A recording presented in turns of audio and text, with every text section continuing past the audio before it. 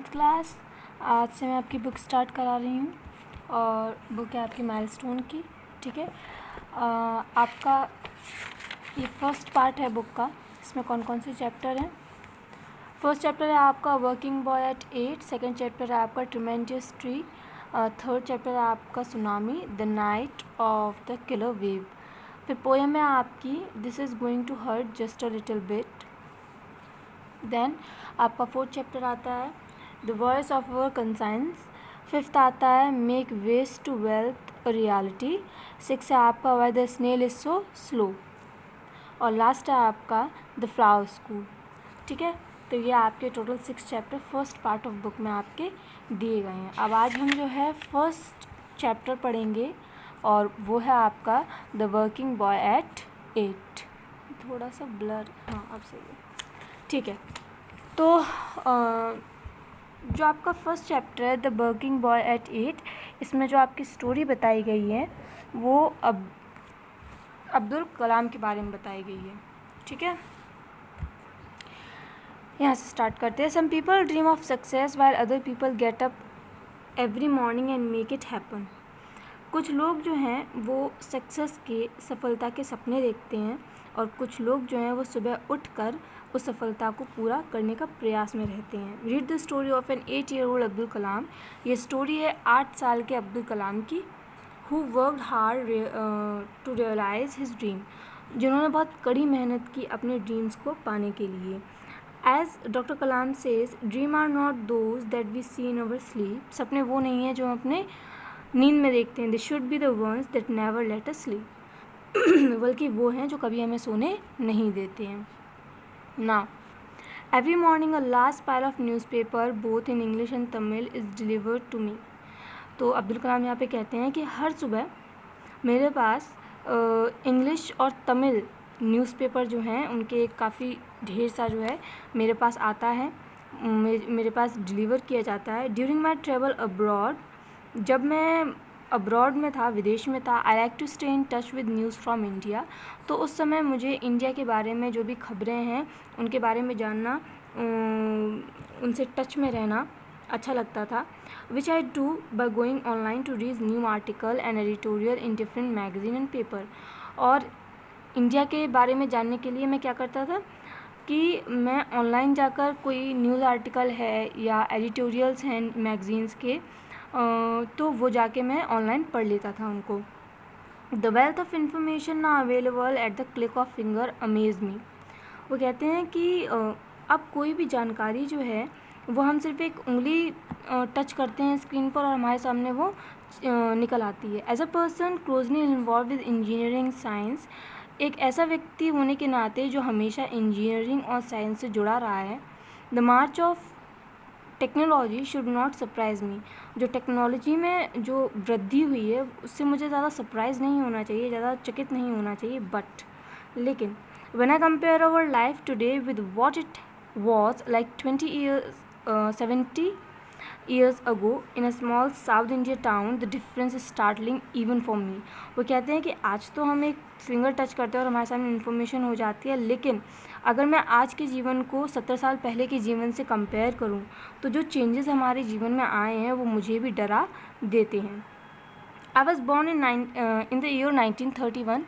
तो अब्दुल कलाम की बर्थ कब हुई थी? 15 अक्टूबर 1931। अक्टूबर ही है आई गेस, आपका यहाँ पे दिया गया है उनके बारे में। ये 50 पेज नंबर है आपका 4 और वहाँ पे आपका अब्दुल कलाम के बारे में पूरा दिया गया है। जब चैप्टर फिनिश हो जाएगा तो मैं आपको ये पढ़वाऊँगी। तो यहाँ पे आपका अब्दुल कलाम के बारे में 15 अक्टूबर 1931 को इनकी बर्थ हुई थी। तो वो कहते हैं When I was 8, जब मैं 8 साल का था, world war second broke out. उस समय विश्व युद्ध द्वितीय हो रहा था।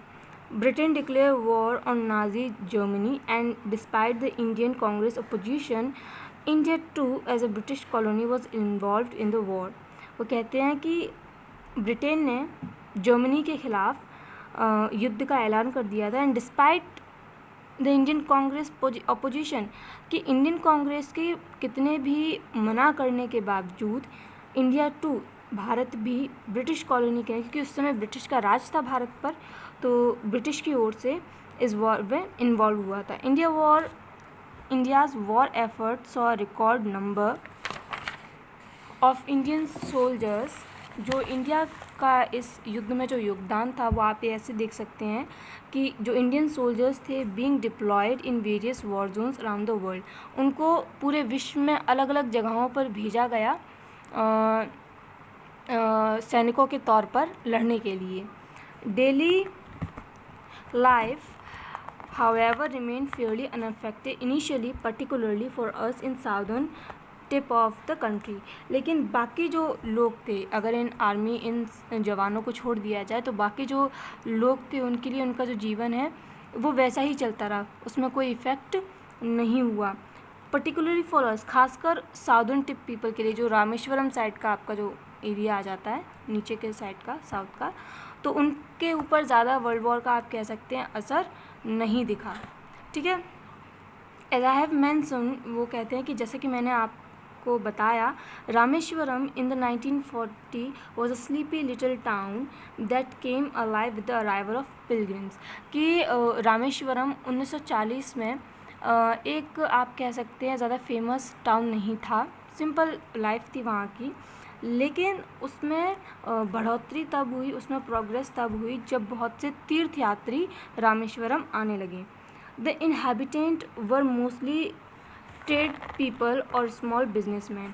ज़्यादातर लोग जो वहाँ आते थे वो ज़्यादातर कैसे होते थे, या तो फिर व्यापार से रिलेटेड लोग होते थे या फिर छोटे मोटे बिजनेसमैन होते थे। The town was dominated by the temple. जो टाउन था रामेश्वरम जो था वो क्या था, वहाँ पे डोमिनेटेड बाय द टेम्पल, मतलब ज़्यादातर जो आप कह सकते हैं दबाव था वो वहाँ पे टेम्पल्स का था। वहाँ पे टेम्पल्स बहुत ज़्यादा थे, उनकी इन्फ्लुएंस बहुत ज़्यादा थी टेम्पल्स की। दो देयर वाज अ मॉस्क्यू, वहाँ पर एक मॉस्क्यू भी था, मस्जिद, एंड अ चर्च टू, और एक चर्च भी था। The inhabitant went about the way fairly peaceful and other than the normal altercation that break out in any town और village, nothing much important happen. मतलब कि वहाँ पर ज़्यादा कुछ नहीं था, यही लोग आके रहते थे थोड़े बहुत दिन, छोटे मोटे बिजनेसमैन आते थे और सब कुछ शांतिमय था। कभी कभार ही ऐसा होता था कि कोई टाउन में, कोई विलेज में छोटी मोटी लड़ाई हो गई, छोटा मोटा आर्ग्यूमेंट हो गया, बस इतना कुछ होता था, कुछ ज़्यादा बड़ी चीज़ नहीं होती थी। The only source of information about the outside world was newspaper. बाहर की दुनिया के बारे में क्या हो रहा है हमें किससे पता चलता था, न्यूज़पेपर से। The agency that distributed newspaper was run by my cousin Shamsuddin.